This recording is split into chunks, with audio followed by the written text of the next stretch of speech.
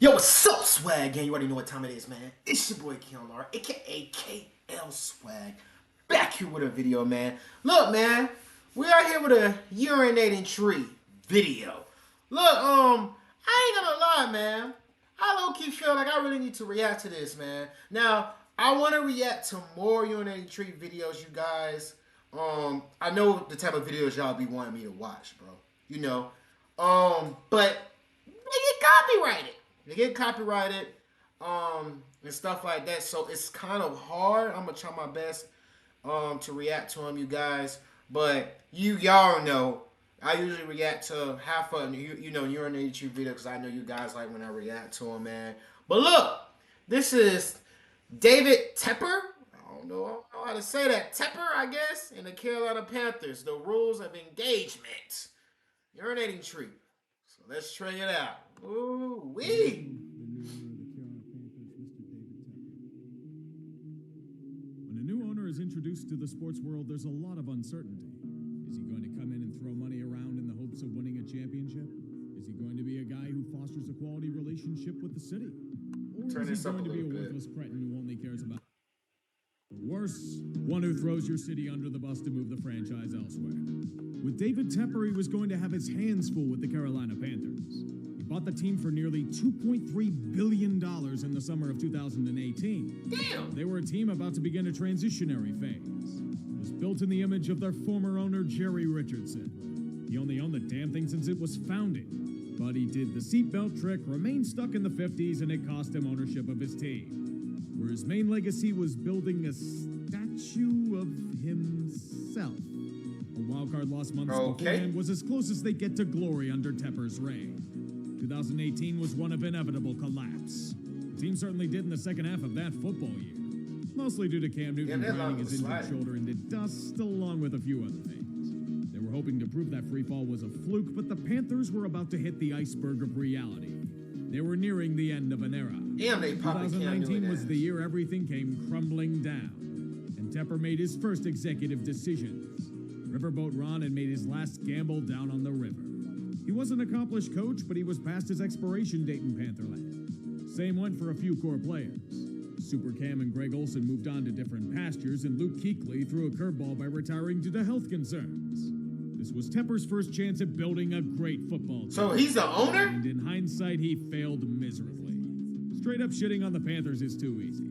Because right now, it sucks to be a Carolina Panthers fan right now. Great glance from the outside can show you that. I'd love to smash the low-hanging fruit, but in reality, it's a crossroads for the organization. There's no denying Tepper's flush with cash. The man ran a successful hedge fund. He knows how to make money with big moves. And the NFL is a foolproof investment. However, you can't run it like any other business. You try to run this thing like that and you will fail. David's learning this firsthand. To me, there have been 3 strikes that have been major blemishes towards his ownership so far. The first, I'm sorry, I have to go for the easy target in Matt Rhules. The problem was never hiring him in theory. This was a guy who had taken broken football programs and revived them to glory in a matter of years. He took a walking doormat in Temple and made them relevant. He evolved Baylor, reeling from one of the greatest scandals since SMU from terrible to a ranked outfit in 3 seasons.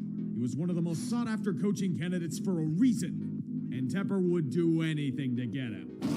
Literally anything. 7 years and $63 million? For a guy that hasn't sniffed the professional level? Don't get me wrong, I liked Rhule at the time, but for that pay grade? The risk of college coaches blowing up spectacularly at the professional level is ridiculously high. And I think you can take a wild guess as to what happened. Damn. You mean to tell me that a coach that's ridiculously hands-on and doesn't allow his coordinators to hire their own assistants didn't pan out? The legendary multi-QB scheme failed miserably? That's crazy. Offensive coordinators because they didn't run the ball without Christian McCaffrey? Shocking. Everyone knew that Rhule was overmatched by the end of year 2. But Tepper was held back by that massive contract he signed him to. He can bullshit about building a culture, but he was just a smokescreen for not wanting to pay a massive buyout. This is one of the richest owners in the NFL. They wipe their ass in custom $100,000 bills. He's one of the richest owners in the NFL? Damn. Never heard of it. This is why I like urinating tree, bro. Damn. Mac can talk about Jay-Z all he wants, but he wasn't the answer. Gone by week 5. David's inaction pissed away the season. He was going to be forced to eat tens of millions of dollars regardless of when it happened. Do I feel bad for Rule? Not really. He and his family are set for multiple lifetimes with that deal. Plus, he's back to college, where he's much more comfortable in coaching. Tepper will still be eating millions of dollars despite Nebraska throwing him money. Thus leads to strike two, meddling with the quarterback situation. Replacing Cam Newton has been much tougher than thought. Marty Herney was only brought back to appease Jerry Richardson. But oh boy, Jerry was gone. He didn't mesh well with Tepper and Rhule whatsoever. His choice of replacing Super Cam with Teddy Bridgewater was problematic to ownership. It wasn't the splash David wanted. He'd be booted for the new blood of Scott Fitterer of the Seahawks. The problem with Fitterer is I don't know how much of this is him and how much of it is David Tepper dictating decisions under center. Teddy Bridge was uninspiring in Carolina, but they chucked him off for next to nothing in favor of a massive gamble on Sam Darnold, who was already ruined thanks to crimes against quarterbacks by Adam Gase. Trading a second, fourth, and sixth for him is one thing, but qualifying his fifth-year option before he plays a regular season snap? Now, of course, it looked like a good move for all 3 games. To correct this error, and thanks to an injury to Darnold, they went deep into the well to acquire a big piece. Cam Newton. He of shoulder made of jet-puffed marshmallow cream. This never felt like a move to win, but a move to put asses in seats for a few games. Hey, everyone, come... Bro, I remember that. I'm back! And they didn't do nothing after that. They didn't do anything after that. To the stadium and see the old legend perform as a shell of himself. The second coming was depressing. He was far past cooked. After that failure, they were hoping for a quick jolt with scorned Baker Mayfield at a discount rate, but that didn't work out all that well. Turns out you need a team around Baker for him to do well. He burned everything each chance he got, or it was deflected at the line of scrimmage. So at the end of the day, they have 4 quarterbacks. They're chucking tens of millions of dollars at them to suck. One of them's out for the year, another told to go away on waivers, and none of them have proven to be long-term solutions. It's pretty fucked. But all of that pales to the 3rd strike on his docket. Rock Hill, South Carolina. That town will introduce you to the dark side of David Tepper. A land of cutthroat politics and bad faith negotiating. It all began with a new practice facility being proposed. State-of-the-art amazement that would benefit both team and town. Rock Hill would be giving the Panthers a shit ton of tax breaks for it. And it was questionable considering the potential lack of flexible usage, but their commitment was steadfast. They guaranteed $225 million in bonds into constructing their new practice shrine. Damn. Despite getting the damn moon and then some, it was doomed from the start. Tepper claimed that Rock Hill was stalling on doling out the bonds for the project. This gave him cause to pull out and say, fuck it, I don't want to do this anymore. Rock Hill looked before Tepper spinning that bread. David used his shell company to take the fall as it folded up. The Panthers took their ball and went home. No shocker that Rock Hill is living. It's become a he said, she said slap fight that's been a complete shit show to watch. While Tepper's paid the bare minimum to the town for their trouble, it means nothing. The only thing that's come of it in the end is an overdeveloped exit interchange on a major freeway. A half-constructed facility that is unusable for any other enterprise on land Rock Hill no longer owns, and York County about to sue the town for all the bullshit. A black eye through and through. And it just makes everyone look awful.